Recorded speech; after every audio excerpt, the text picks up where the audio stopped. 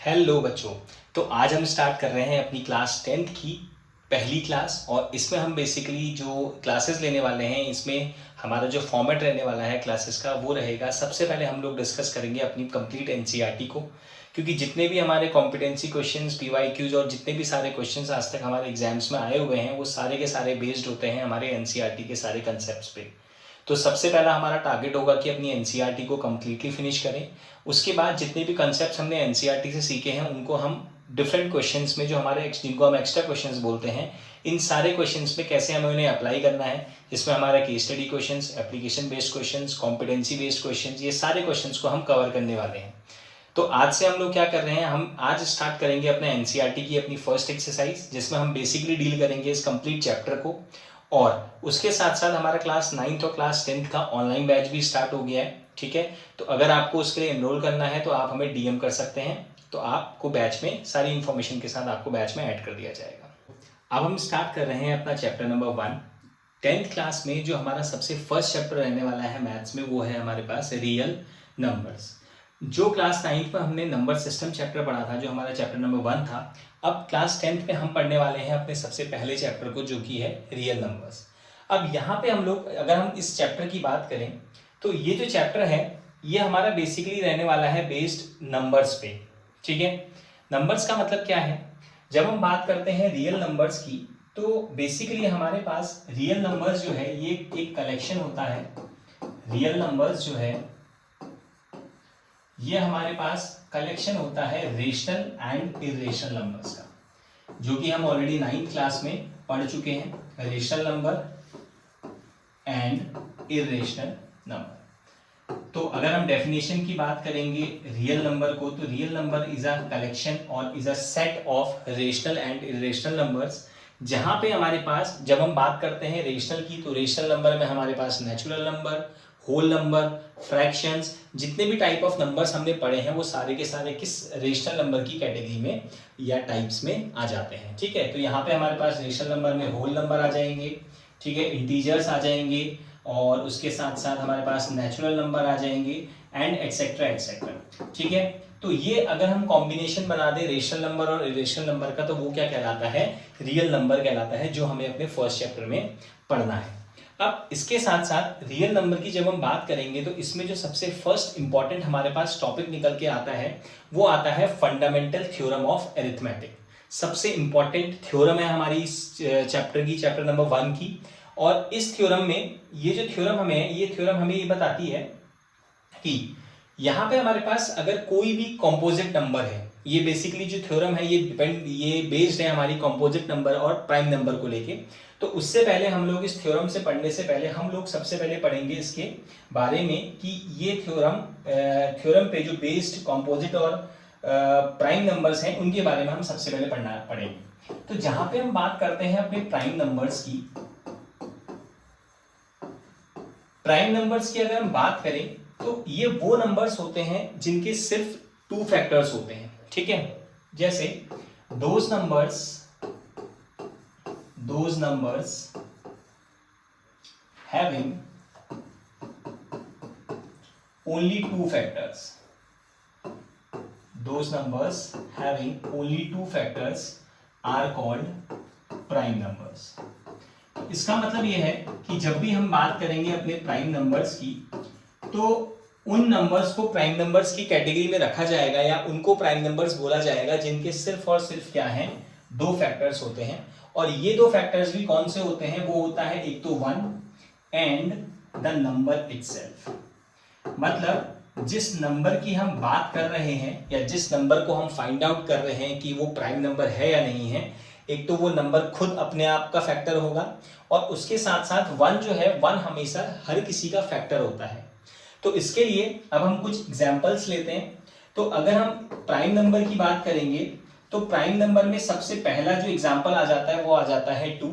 क्यों? क्योंकि इसके जो फैक्टर्स होते हैं वो होते हैं एक तो 1, क्योंकि 1 के टेबल में आता है, 1 हर किसी का फैक्टर होता है, और उसके साथ साथ 2 अपनी टेबल में भी आता है, 2 1 जा 2। तो दैट मीन्स इसके कितने फैक्टर्स हैं, 2 फैक्टर्स हैं। तो सबसे छोटा और सबसे पहला प्राइम नंबर क्या है, वो है 2। उसके बाद हम बात करेंगे 3।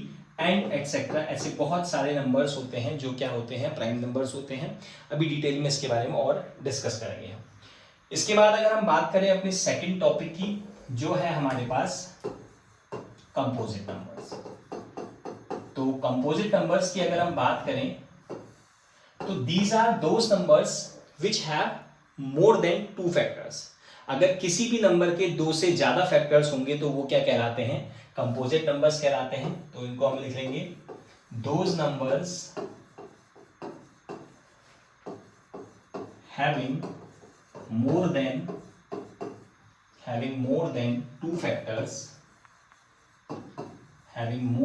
2 factors, are called composite numbers,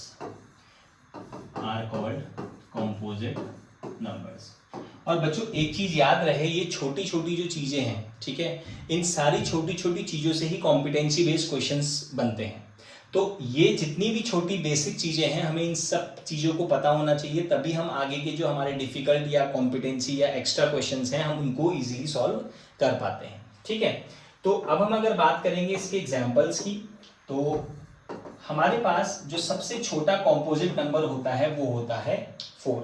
अभी सबसे स्मॉलेस्ट कॉम्पोजिट नंबर 4 क्यों होता है उसके बारे में हम डिस्कस करेंगे, क्योंकि अगर हम बात करें 4 की, तो 4 4 का फैक्टर हो सकता है, क्योंकि 1 is a factor of every number.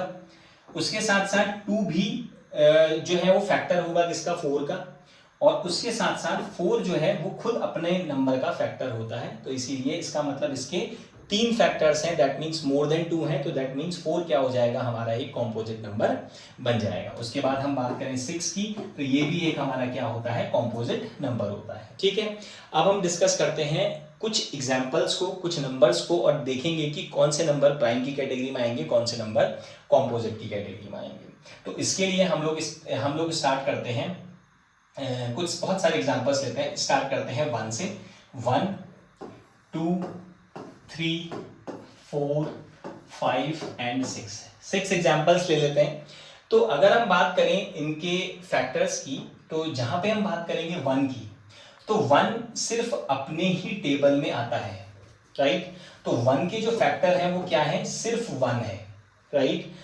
उसके बाद अगर हम बात करें 2 की, तो 2 का जो फैक्टर है, एक तो 1 होता है और एक क्या होता है, 2 इसका फैक्टर होता है। 3 की अगर हम बात करें तो 1 इसका फैक्टर होता है एंड 3 दूसरा फैक्टर होता है। 4 की अगर हम बात करें, अगेन 1 फैक्टर होता है, 2 फैक्टर होता है एंड 4 भी एक फैक्टर होता है, राइट। दैट फैक्टर का मतलब है 1 के टेबल में 4 आएगा, 2 के टेबल में 4 आएगा, 4 के टेबल में 4 आएगा, right. That means the factor. और 5 की बात करेंगे तो 1 इसका फैक्टर है और 5 इसका फैक्टर है। 6 में आ जाएंगे, अगेन 1 2 3 एंड 6। तो इतने सारे एग्जाम्पल्स हमने लिए। इन एग्जाम्पल्स में हमने क्या किया, हमने इनको डिफाइन और हमने इनको सेपरेट कर दिया कि कौन कौन से इनके फैक्टर्स होने वाले हैं। तो अगर हम बात करें, अभी हम ऑलरेडी प्राइम और कंपोजिट नंबर को पढ़ चुके हैं, जिसमें हमने ये डिस्कस किया कि जिसके 2 फैक्टर्स होंगे वो होगा प्राइम नंबर, और जिसके 2 से ज्यादा फैक्टर्स होंगे वो क्या होगा, कंपोजिट नंबर्स। तो एक बार इनको देख लेते हैं। तो अगर हम बात करें 1 की, तो 1 का सिर्फ और सिर्फ एक फैक्टर है, तो ना ये प्राइम की कैटेगरी में आएगा, क्योंकि प्राइम नंबर में 2 फैक्टर्स होने चाहिए, कंपोजिट नंबर में 3 फैक्टर्स, 2 से ज्यादा फैक्टर्स होने चाहिए। बट 1 के पास ना 2 फैक्टर है ना 2 से ज्यादा है, इसलिए ये ना तो प्राइम की कैटेगरी में आता है और ना ही कंपोजिट की कैटेगरी में आता है, राइट।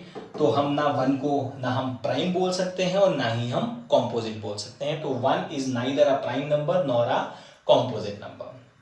बात करते हैं 2 की, तो इसके हमारे पास एक फैक्टर, 2 फैक्टर, तो दैट मीन्स ये क्या हो गया, एक प्राइम नंबर हो गया, राइट। देन बात करें 3 की, तो ये भी एक क्या है, प्राइम नंबर है, क्योंकि इसके भी कितने फैक्टर्स हैं, 2 फैक्टर्स हैं। तो 2 और 3 क्यों प्राइम होते हैं अब आप समझ गए होंगे। उसके साथ साथ अगर हम बात करें 4 की, तो 4 के जो हमारे पास फैक्टर है वो कितने हैं, 3 फैक्टर्स हैं हमारे पास। दैट मीन्स ये क्या है, ये एक कॉम्पोजिट नंबर है।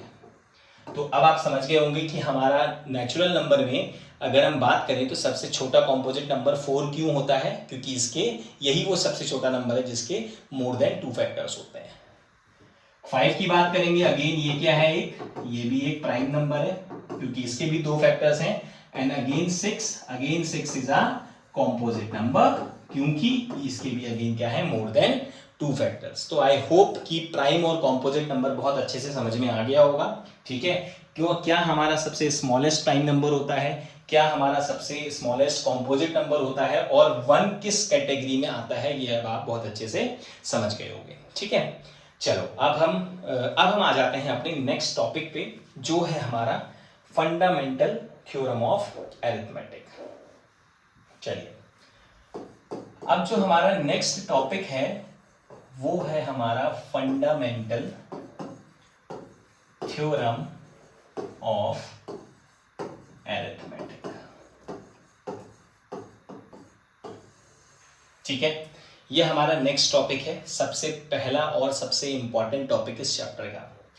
तो ये जो थ्योरम है ये हमारा बेसिकली ये स्टेट करती है कि एवरी कंपोजिट नंबर, अब हम कंपोजिट और प्राइम नंबर को बहुत अच्छे से समझ चुके हैं, every composite number can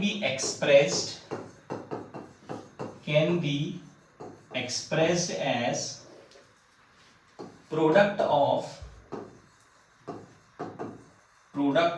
its prime numbers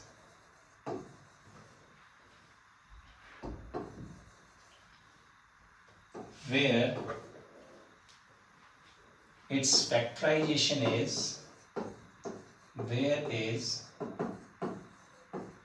factorization is unique, where its factorization is unique and order can be in any sequence।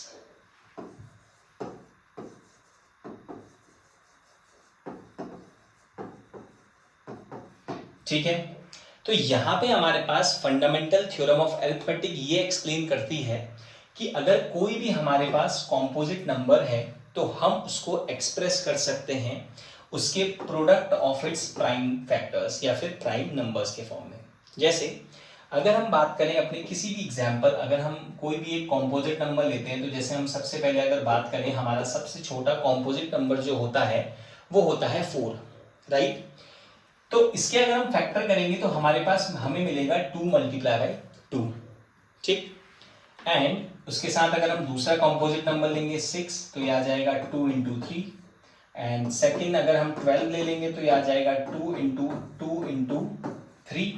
And then अगर हम 20 ले लें तो 20 हमारा बन जाएगा 2 × 5 × 5। तो आप कितने भी एग्जाम्पल्स ले लीजिए, कोई भी एग्जाम्पल्स ले लीजिए कॉम्पोजिट नंबर के, तो आप देखेंगे कि जब आप इन कॉम्पोजिट नंबर्स के फैक्टर्स को करते हैं, फैक्टर्स निकालते हैं, तो आप देखेंगे जितने भी इनके फैक्टर्स आ रहे हैं वो सारे के सारे प्राइम नंबर्स हैं। देखिए 4 एक कॉम्पोजिट नंबर था, बट इसके फैक्टर्स 2 and 2 एंड बोथ जो 2 होते हैं वो हमारा क्या है, प्राइम नंबर है। 6 की बात करेंगे 2 × 3, again 2 and 3 are prime numbers. 12 की बात करेंगे 2 and 3, again they are prime numbers. 20, 2, 5 and 5, again they are all are prime numbers. So that means कि every composite number can be expressed as the product of its prime factors. तो हर एक composite number को उसके prime factors के form में express किया जा सकता है, and every factorization of this will be a unique. Unique means ये सब एक अपनी अपनी आइडेंटिटी, एक यूनिक फैक्टराइजेशन के साथ होंगे, एंड उसके साथ साथ इनका ऑर्डर जो है वो कभी भी कोई पर्टिकुलर सीक्वेंस उसके लिए मैटर नहीं करता। दैट मीन्स कि अगर मैं इसको 2 × 5 × 2 × 5 भी लिख दूं तो कोई अरेंजमेंट को आगे पीछे करने से इसके फैक्टराइजेशन में कोई डिफरेंस नहीं आने वाला।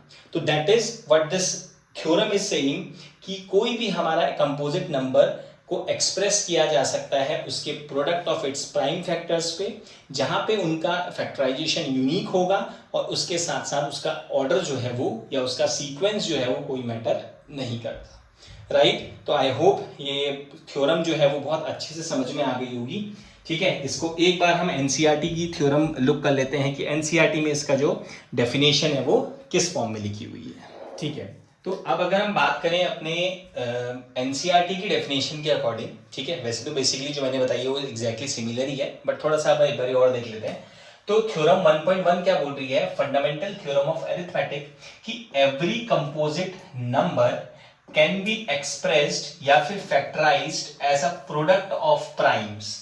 ठीक है, तो हम ऑलरेडी अभी देख चुके हैं कि हमारे जितने भी कंपोजिट नंबर्स हैं, जब हम उनको फैक्टराइज करेंगे तो उनको एक्सप्रेस किया जाता है प्राइम फैक्टर्स के फॉर्म में, and this factorization is unique, और ये फैक्टराइजेशन यूनिक होता है apart from the order in which the prime factors occur. That means कि उनका जो सीक्वेंस है, जो ऑर्डर है, दैट डज नॉट मैटर, वो मैटर नहीं करता। अगर हम किसी भी नंबर को, इन केस अगर हम 12 की बात करें, तो 12 को हम लिख सकते हैं 2 into 2 into 3, 3 to 6, 6 to 12, but इसको आप 2 इंटू 3 इंटू 2 भी लिखा जा सकता है, एंड साथ में 3 इंटू 2 इंटू 2। तो तीनों सीक्वेंस जो है, इसमें सीक्वेंस का कोई मैटर नहीं करता, सीक्वेंस इनका आप किसी भी फॉर्म में लिख सकते हैं, और हर एक नंबर, हर एक कंपोजिट नंबर का जो फैक्टराइजेशन होगा वो क्या होगा, यूनिक होगा, राइट। तो बेसिकली यही हमारी फंडामेंटल थ्योरम ऑफ अरिथमेटिक बताती है, मोस्ट इंपॉर्टेंट है, ठीक है। अब जैसे यहाँ पे इन्होंने एक एग्जांपल दिया है, अगर कोई किसी भी कंपोजिट नंबर के फैक्टर्स जो है वो 2 इंटू 3 इंटू 5 इंटू 7 है, बट ऑर्डर मैटर नहीं करता, इसीलिए हम लोग उसको 3, 5 इंटू 7 इंटू 2 भी लिख सकते हैं। क्लियर? तो आई होप ये फंडामेंटल थ्योरम ऑफ अरिथमेटिक भी क्या होगी, बहुत अच्छे से समझ में आ गई होगी। ठीक है, चलिए अब हम इसके बाद जो हमारे नेक्स्ट टॉपिक है वो है बेसिकली हमारा प्रीवियस टॉपिक जो हम ऑलरेडी पढ़ चुके हैं, that is LCM and HCF. ठीक है, चलो तो अब हम आ जाते हैं अपने नेक्स्ट टॉपिक पे। अब नेक्स्ट टॉपिक की अगर हम बात करें तो ये हमारे पास है, ठीक है। अब हमने fundamental of theorem of arithmetic हमने डिस्कस कर लिया है, और इसके बाद अब हम आ जाते हैं अपने एक्सरसाइज पे। ठीक है, तो अगर हम अपनी एक्सरसाइज पे आए तो हमारे पास जो फर्स्ट क्वेश्चन आता है वो है कि एक्सप्रेस, एक सेकंड में इसे छोटा कर लेता हूं।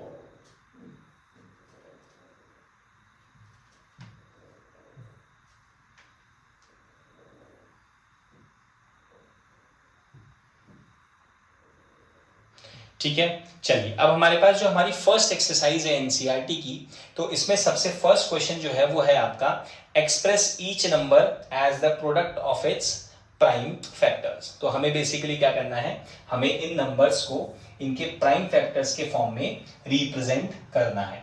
तो आंसर नंबर 1 या क्वेश्चन नंबर 1 की अगर हम बात करें तो फर्स्ट पार्ट इसमें हमसे बोल रहा है 140। तो हमें क्या करना है, हमें 140 को रिप्रेजेंट करना है उसके प्राइम फैक्टर्स के फॉर्म में।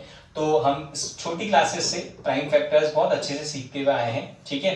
तो 2 टाइम्स 7 जा 40, और 2 3 जा 6 एंड 2 5 जा 10। देन 5 से हमारा डिविजिबल है, 5 7 जा 35 और 7 1 जा 7। तो हमने क्या किया, हमारे जो 140 के जो फैक्टर्स थे वो क्या है, 2 multiply by 2 multiply 5 and multiply by 7। तो ये हमने प्रेजेंट कर दिया अपने 140 या अपने किसी भी एक नंबर को उसके प्राइम फैक्टर्स के फॉर्म में। ठीक है, देन सेकंड पार्ट जो हमारे पास आ जाएगा वो है आपका 156। तो 156 को हम फैक्टर करेंगे, तो 2 टाइम्स 7 इज 14, 2 8 जा 16, 2 3 जा 6, 2 9 जा 18। अब 3 से डिविजिबल, 3 1 जा 3, 3 3 जा 9। 13 एक प्राइम नंबर होता है, तो 13 1 जा 13। तो अगेन 156 को हम कैसे लिख लेंगे, 2 मल्टीप्लाई बाई 2 और साथ में 3 इंटू 30। ये हमारा क्या है, ये हमारा इसका प्राइम फैक्टराइजेशन है, राइट। तो ये काफी इजी क्वेश्चन है हमारे पास, और बेसिकली हमारे बेसिक क्वेश्चंस हैं इस चैप्टर के लिए। ठीक है, ऑलरेडी हम पहले भी इनको डिस्कस कर चुके हैं, क्योंकि हम छोटी क्लासेस से हम अपना एलसीएम और एचसीएफ क्या है, एलसीएम और एचसीएफ हम सीखते हुए आए हैं। ठीक है, चलिए तो अब हम बात करते हैं अपने नेक्स्ट उसकी।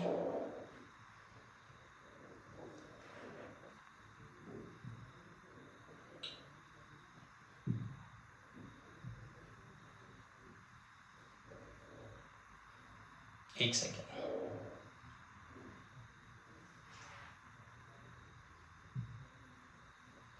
चलिए अब हम इसके बाद बात करेंगे अपने थर्ड पार्ट की।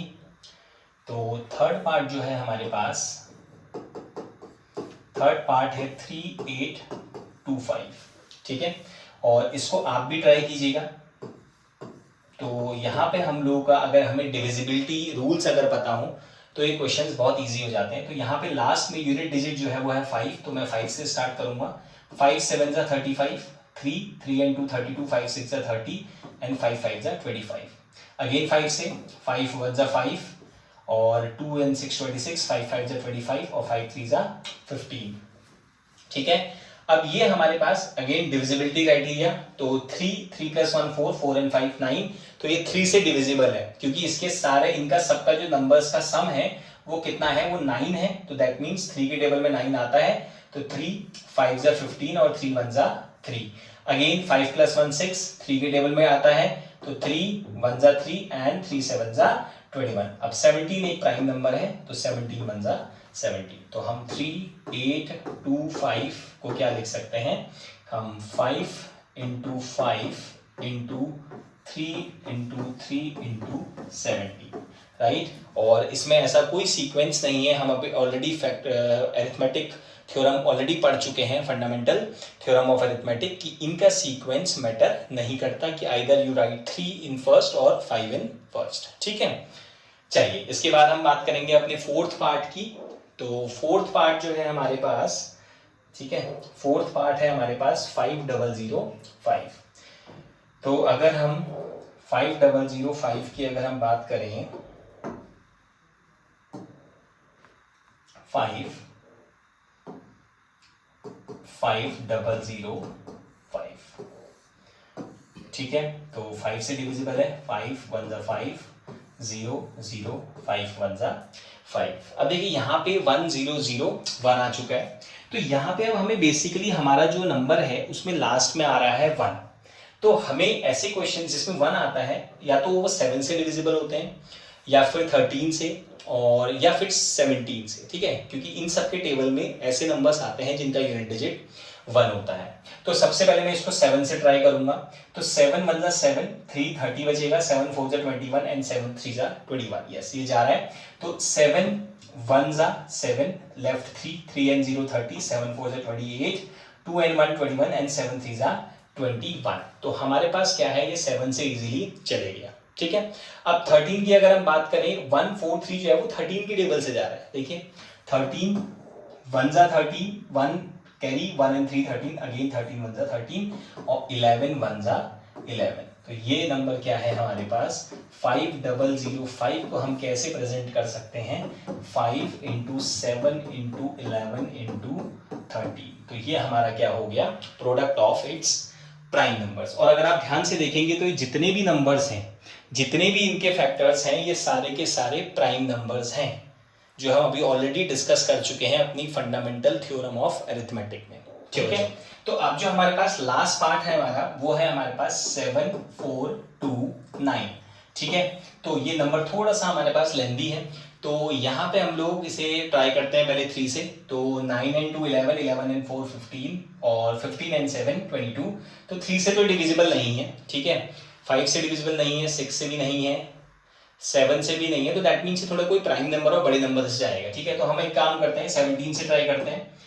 और 17 4 जा, ठीक है, एंड 17 4 जा 68, ठीक, एंड 42, 17 3 जा 51 और 7 7 जा 49। ये हमारे पास 17 के टेबल से जा रहा है। 17 4 जा 68, हमारे पास बचा कितना, 42 और 17 नहीं सॉरी 62, 17 3 जा 51 और 17 7 जा 129, ठीक है। तो ये हमारे पास क्या है, ये हमारा 17 के टेबल से जा रहा है। इसके बाद अगर हम दोबारा इसे 17 से चेक करें तो 17 2 जा 34, 44 97 नहीं, 17 से तो जा रहा है, ये जा रहा है 23 से। ये हमारे पास 23 से जा रहा है। देखो 23 1 जा 23, ठीक है, और ये हमारे पास बचा 33 43, मतलब 27 और ये आ जाएगा 23 7 जा 7 3 जा 21 और 7 2 जा 14, 15 16 161, ठीक है। एक बार दोबारा क्रॉस चेक करते हैं, तो ये आ जाएगा 23 1 ज़ा 23 और 23 2 ज़ा तो बड़ा हो जाएगा, ठीक है। तो यहाँ पे अगर हम बात करें 43 और 23 की, तो हमारे पास बचेगा 207, ठीक।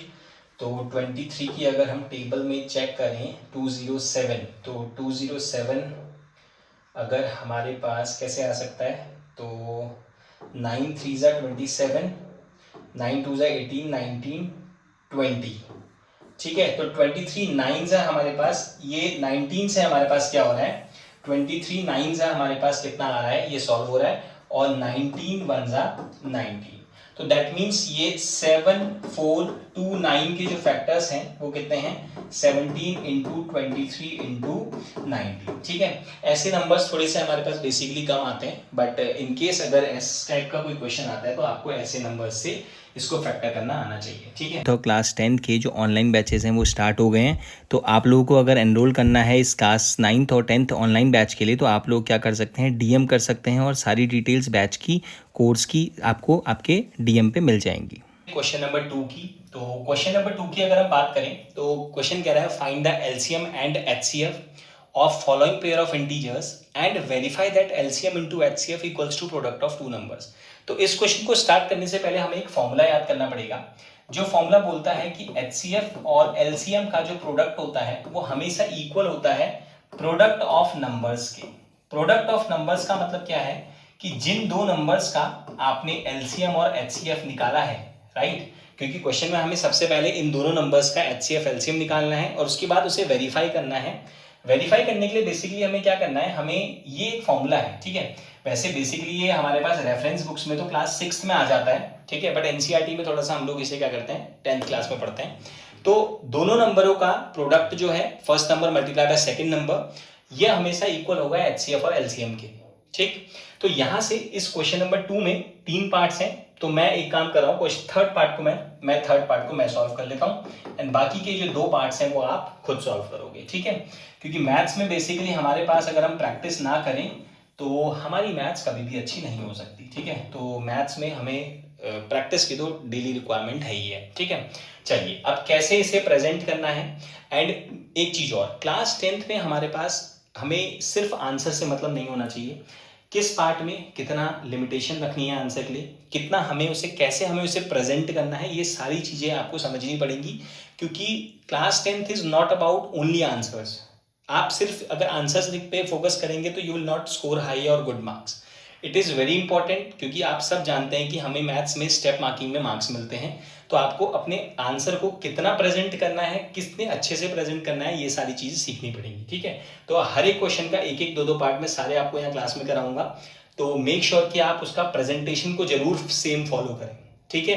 क्योंकि जहाँ पे हम शॉर्टकट यूज़ कर सकते हैं वहाँ पे मैं आपको शॉर्टकट भी बताऊंगा, और जहाँ पे जितना इंपॉर्टेंट है, जितना हमें लिखना है, वो सारी चीज़ें मैं आपको यहाँ वीडियो में आपको सारी चीज़ें समझा दूंगा, क्लियर। और जितने भी बच्चे हमारे मैथ्स में अपने आप को वीक समझते हैं वो सारे डेली अपनी अगर इस वीडियो को, इन वीडियोस को अगर स्क्रॉल करेंगे, प्रैक्टिस करेंगे, तो डेफिनेटली आप क्या करेंगे, मैथ्स में बहुत अच्छे हो जाएंगे, ये गारंटी है मेरी, राइट। चलिए अब हम इसको सॉल्व करते हैं। तो सबसे पहले हमें क्या करना है, हमें इसके एलसीएम और एचसीएफ फाइंड आउट करने हैं। तो हम एचसीएफ और एलसीएम फाइंड आउट करने के लिए हम इनके फैक्टर्स को निकालेंगे, ठीक है। तो 2 1 ज़ा 2, 2 6 ज़ा 12 एंड 2 8 ज़ा 16, 2 8 ज़ा 16, 2 4 ज़ा 8, 2 4 ज़ा 8, 2 2 ज़ा 4, 2 2 ज़ा 4 एंड 2 1 ज़ा 2, एंड देन 3 टाइम्स 7 इज 21 और 7 1 ज़ा 7। ये हमारे फैक्टर्स आ गए। 54 के भी फैक्टर्स हम दिखाएंगे, एंड जितना पार्ट मैं यहाँ बोर्ड में कर रहा हूँ that means that needs to be there in your notebook. ये आपका सारा फेयर वर्क होना चाहिए किसी भी आंसर को प्रेजेंट करने के लिए, क्लियर। तो 2 2 ज़ा 4 एंड 2 7 ज़ा 14, 3 9 ज़ा 27, 3 3 ज़ा 9 और 3 1 ज़ा 3। Factors part I hope easy है, सारे क्वेश्चन सारे बच्चों को आता ही होगा अच्छे से। चलिए अब हम निकालते हैं इनका एचसीएफ और एलसीएम पार्ट, ठीक है। और इन सारे एनसीईआरटी क्वेश्चंस को करने के बाद हम इनके एक्स्ट्रा क्वेश्चंस जो हमारे पास आते हैं वो सब भी देखने वाले हैं। तो वीडियो को जरूर एक लाइक जरूर कर देना बच्चों, ठीक है। चलिए अब 336 के फैक्टर्स करेंगे तो 2 2 2 4 बार और 2 multiply 2 multiply 2 multiply 2 and into 3 into 7, right. थोड़ा सा मैं इसको लॉन्ग लेके जा रहा हूँ ताकि जो बच्चे वीक हैं वो भी बहुत अच्छे से समझ पाए और बेसिक पार्ट हमारा क्लियर हो पाए, राइट। क्योंकि जितने भी कॉम्पिटेंसी क्वेश्चंस हम करने वाले हैं उन सारे क्वेश्चंस का जो बेसिक पार्ट है वो सिर्फ क्या है, एनसीईआरटी, राइट। तो ध्यान से समझना है। चलिए, ये हमारे फैक्टर्स हैं हमारे दोनों नंबर्स के। अब अगर हम इनको फैक्टर्स करें तो अब हम यहाँ से इसके फाइंड आउट करते हैं एचसीएफ और एलसीएम। तो जब हम बात करते हैं एचसीएफ की तो आपको ये पता होना चाहिए कि एचसीएफ होता है वो नंबर जो दोनों में आ रहा हो या दोनों के फैक्टर्स में हो। तो अगर हम ध्यान से देखें तो देखिए 1 तो 2 हमारा दोनों 336 का भी फैक्टर है और 54 का भी फैक्टर है। और वहीं पे अगर हम बात करें इस 3 और एक और 3 की तो ये भी दोनों के फैक्टर हैं, दैट मीन्स 54 और 336 का। तो यहाँ पे अगर हम 2 और 3 को मल्टीप्लाई करेंगे तो हमारा एचसीएफ निकल के आ जाएगा 6, राइट। और ये बॉक्स और जो ये बनाए आपको अपने फेयर में बनाने की जरूरत नहीं है, राइट। ये मैंने सिर्फ आपको समझाने के लिए बनाया है, तो आपको इन्हें फेयर में दिखाने की जरूरत नहीं है। आप डायरेक्टली ऐसे भी देख के यहाँ पे कॉमन फैक्टर्स लिख सकते हैं। चलिए अब बात करते हैं एलसीएम की। तो एलसीएम की अगर हम बात करेंगे तो एलसीएम जो है हमारे पास एचसीएफ तो आता ही आता है, तो दैट मींस 6 तो हमारे पास 2 एंड 3 तो कॉमन पेयर आएगा ही आएगा। बाकी जितने नंबर्स बचे हैं वो सारे के सारे एज इट इज मल्टीप्लाई कर दिए जाते हैं। तो 2 एंड 3 को एग्जाम करेंगे 2 2 2, तो 3 बार हमारे पास 2 आ रहा है, राइट। 2 बार 3 हमारे पास रिपीट हो रहा है एंड एक 7, तो इन्हें हम मल्टीप्लाई करेंगे, हमारे पास हमारा एलसीएम आ जाएगा। देखिए 6 2 जा 12, 12 2 जा 24, 24 इंटू 2 48, 48 इंटू कितना करना है हमें, 48 इंटू कहाँ तक हो गया, 6 2 12, 12 24, 48, 3 3 9, 9 7 जा 63। तो 48 इंटू 63 को हमें मल्टीप्लाई करना है, ठीक है। तो यहीं पे कर लेते हैं 48 इंटू 63, तो 3 8 जा 24, 3 4 जा 12, 13 14, 0 6 8 जा 48 एंड 6 4 जा 24 एंड 28, ये आ जाएगा 4 8 10 4 12 9 10 3024। तो ये हमारे पास आ चुका है 3024, राइट। तो हमने क्या कर दिया है, ये रफ पार्ट है हमारे पास, इसे मैं इरेज कर दे रहा हूँ। बाकी जितना पार्ट मैंने मेंशन किया है ये हमारा फेयर पार्ट है, राइट। ये हमारा किसी क्वेश्चन में होगा ही होगा। चलिए अब नेक्स्ट क्वेश्चन देखते हैं। नेक्स्ट क्वेश्चन ही इसका अभी हमने एचसीएफ और एलसीएम निकाल चुके हैं। तो अब हमारे पास जो वेरिफिकेशन बचता है, ठीक है, जो वेरिफिकेशन अब हमारे पास बचा हुआ है वो है, अब हम फॉर्मूला प्रेजेंट करेंगे HCF into LCM equals to first number multiply by second number, ठीक है। तो हमारे जो नंबर्स थे वो थे आपका 336 एंड 54, 336 एंड 54, और राइट हैंड साइड में सॉरी हाँ, और दोनों नंबर एचसीएफ और एलसीएम की बात करेंगे तो 3024 इंटू 6, तो ओके सॉरी मैंने गलत प्रेजेंट कर दिया। फर्स्ट नंबर हमारे पास 336 एंड 54, ठीक है, सॉरी। एचसीएफ 6 है एंड जो एलसीएम आया है वो आया है आपका 3024, तो 3024 दोनों मैंने जो जो नंबर्स जो एलसीएम एचसीएफ और नंबर्स थे उनको उनकी जगह पे लिख लिया है। अब मुझे सिर्फ इन्हें मल्टीप्लाई करना है, क्रॉस चेक करना है कि क्या एलएचएस और आरएचएस हमारे इक्वल है या नहीं है। तो 6 4 जा 24, 6 2 जा 12 एंड 14 और 6 3 जा 18, तो 18144 हमारा लेफ्ट हैंड साइड आ रहा है। अब अगर हमारा राइट हैंड साइड भी सेम आता है दैट मीन्स ये वेरीफाइड है कि हमने एचसीएफ और एलसीएम सेम निकाला है। चलिए इसे मल्टीप्लाई करते हैं, 336 इंटू 54, तो 4 6 जा 24, 4 3 जा 12, 13 14, 4 3 जा 12 एंड 13, ठीक है। 5 6 जा 30, 5 3 जा 15 एंड 3 18, 5 3 जा 15 एंड 1 16, तो 4 4 8 9 10 11 6 7 8, तो 18144, राइट।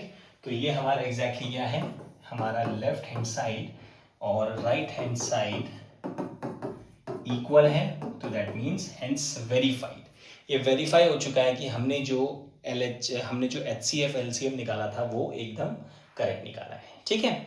चलिए ये सारा रफ पार्ट है, और बेसिकली अगर आपको रफ पार्ट में इश्यू आता है तो आप लोग क्या कर सकते हैं, अपनी जो बोर्ड की कॉपी है, ठीक है, उसके राइट हैंड साइड का 20% पार्ट, जो कॉपी का 20% पार्ट है उसमें राइट हैंड साइड में लाइन खींच के आप राइट हैंड साइड में रफ पार्ट शो कर सकते हैं, ठीक है। बट मेक श्योर कि आपके रफ पार्ट में कोई भी फेयर पार्ट ना हो और फेयर पार्ट में कोई भी रफ पार्ट ना हो। राइट। चलो ओके बच्चों, अब हम आ जाते हैं अपने नेक्स्ट क्वेश्चन में, क्वेश्चन नंबर 3 पे, ठीक है। और बेसिकली क्वेश्चन नंबर 3 जो है हमारे पास, ये भी अगेन एलसीएम और एचसीएफ पे बेस्ड है, ठीक है। तो find the LCM and HCF of the following integers by applying the prime factorization method. तो हमें सिंपली प्राइम फैक्टराइजेशन मेथड से हमें एलसीएम और एचसीएफ निकालना है। और एज सच क्वेश्चन नंबर 2 में हमें वेरिफिकेशन भी मांगा था, बट क्वेश्चन नंबर 3 में हमसे कोई वेरिफिकेशन नहीं मांगा है, तो इसलिए हम सिर्फ एलसीएम और एचसीएफ इसका फाइंड आउट करेंगे, ठीक है। Again first, second and third 3 parts हैं। एक पार्ट में आपको सॉल्व करके दिखाऊंगा, बाकी के 2 पार्ट्स आपके होमवर्क है। एंड इन केस अगर आपको उन 2 पार्ट्स में भी डाउट या कोई भी डिफिकल्टी आएगी तो आप डीएम कर देना या मुझे मैसेज पास ऑन कर देना, राइट। चलिए क्वेश्चन नंबर फर्स्ट देख लेते हैं, क्वेश्चन नंबर 3 का फर्स्ट पार्ट। तो नंबर्स दिए हैं 12, 15 एंड 21, ठीक है। चलिए, तो यहाँ पे हमें क्या करना है, हमें इनके एलसीएम और एचसीएफ निकालने हैं। तो उसके लिए हमें क्या करना पड़ेगा, इनके फैक्टर्स को शो करना पड़ेगा। तो 2 6 12, 2 3 6 एंड 3 1 3, राइट। देन हम बात करेंगे अपने दूसरे नंबर 15 की। तो 3 5 15, 5 1 5। देन 21, तो 21 के फैक्टर्स हम प्रेजेंट करेंगे। तो 3 7 21 एंड 7 1 7, ठीक है। चलिए अब हम इसके फैक्टर्स को प्रेजेंट करते हैं। 12 को कैसे प्रेजेंट किया जा सकता है, 2 multiply by 2 multiply by 3। Then 15 की अगर हम बात करें, 15 is 3 into 5 and 21 is 3 multiply by 7, ठीक है। तो एचसीएफ एलसीएम हम पहले वाले क्वेश्चन में भी डिस्कस कर चुके हैं। तो एचसीएफ की जब हम बात करेंगे, तो एचसीएफ वो नंबर होता है जो तीनों नंबरों में आए या सारे नंबर्स में आए। तो बेसिकली यहाँ पे जो हमारे पास तीनों नंबर्स आ रहे हैं, तो उसमें 3 3 एंड 3, तो सिर्फ एक नंबर है जो तीनों में रिपीट हो रहा है। दैट मीन्स तो इनका जो एचसीएफ होगा तीनों का, वो कितना हो जाएगा, 3 हो जाएगा, राइट। और बाकी फिर अगर हम एलसीएम की बात करेंगे, तो एलसीएम में एचसीएफ मैंने ऑलरेडी डिस्कस कर चुके हैं। तो एलसीएम में एचसीएफ तो आता ही आता है, दैट मीन्स जो कॉमन नंबर है वो तो आएगा ही आएगा। उसके साथ के जितने नंबर्स बचे हैं वो एज इट इज मल्टीप्लाई किए जाते हैं, ठीक है। तो 2 2 5 एंड 7 हमारे पास बच रहा है। 2 इंटू 2 इंटू 5 इंटू 7, तो कितना हो जाएगा, 3 2 6 एंड 6 5 30, 32 60 एंड 60 इंटू 7 इज 420, ठीक है। तो यहाँ पे हमें डायरेक्ट अगर मल्टीप्लिकेशन करना है तो हमें अपने नंबर्स को भी परफेक्टली चूज करना पड़ेगा कि किस नंबर से किसको मल्टीप्लाई करना है, ठीक है, अपनी कैलकुलेशन को शॉर्ट करने के लिए। तो 3 2 6, 6 2 12 and 12 5 60 and 6 7 42 and followed with 10, तो 420 इसका एचसीएफ आ गया, सॉरी एलसीएम आ गया। एंड एचसीएफ जो हमारे पास आ रहा है वो कितना आ रहा है, 3। तो एलसीएम और एचसीएफ हमारे पास कितना आ चुका है, 420 एंड 3। तो फाइनली हमारा ये आंसर आ चुका है फर्स्ट वाले का, ठीक है। तो आज हम इसमें बेसिकली सिर्फ आज हमने क्या डिस्कस किया, आज हमने जल्दी से एक रिकॉल करते हैं, सारे रिवाइज करते हैं टॉपिक्स को। सबसे पहले हमने पढ़ा कि हमारा रियल नंबर क्या होता है, राइट। उसके बाद हमने डिस्कस किया अपने first theorem, that is fundamental theorem of arithmetic को, जिसमें हमने ये देखा कि किसी भी कंपोजिट नंबर को आप प्रेजेंट कर सकते हो, एक्सप्रेस कर सकते हो उसके product of its prime factors में, जहां पे उसका फैक्टराइजेशन जो है वो यूनिक रहने वाला है और उनके ऑर्डर्स में कोई सीक्वेंस पर्टिकुलर नहीं सीक्वेंस नहीं होगा, ठीक। देन उसके बाद हमने डिस्कस किया अपना एक्सरसाइज 1.1 के, हमने क्वेश्चन नंबर 1 2 एंड 3 को डिस्कस कर चुके हैं, जो कंप्लीटली बेस्ड हैं आपके प्राइम फैक्टराइजेशन पे, जहाँ पे हमें एचसीएफ एलसीएम और उनको वेरिफिकेशन करना सीखना है, ठीक है। तो आई होप ये बहुत अच्छे से समझ में आ गया होगा। तो अगर क्लास 9th और क्लास 10th का एक ऑनलाइन बैच हमारे पास स्टार्ट हो रहा है, ऑलरेडी 10th का हमारे स्टार्ट हो चुका है। तो अगर आप उस बैच को ज्वाइन करना चाहते हैं तो डीएम कर सकते हैं। सारे को जो कोर्स की प्रॉपर एनरोलमेंट है, प्रॉपर डिटेल्स हैं, वो आपको भेज दी जाएंगी, ठीक है। और बाकी एनसीईआरटी के बाद हम लोग डिस्कस करने वाले हैं इसके सारे competency, PYQs, previous year questions and everything जो हमारा पेपर में इंपॉर्टेंट है, राइट। और इस बार जो सेशन है वो थोड़ा सा डिफिकल्ट होने वाला है, तो बहुत डिटेल, बहुत ज़्यादा अच्छे से पढ़ने वाले हैं, ठीक है। तो देखते रहिए video and pass on to your friends also. All the best.